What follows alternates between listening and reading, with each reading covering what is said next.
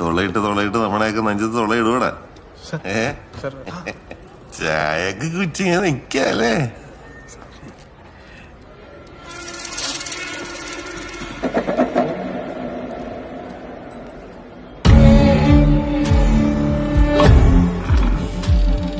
Hello, ഇരിക്കണോ?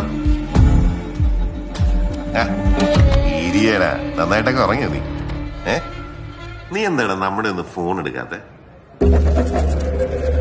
Sir ഞാൻ കേട്ടില്ലായിരുന്നു.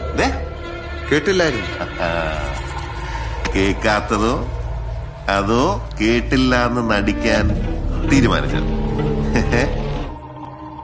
സാറേ, എന്നെ എന്റെ വഴിക്ക് വിട്ടേക്ക് സാറേ.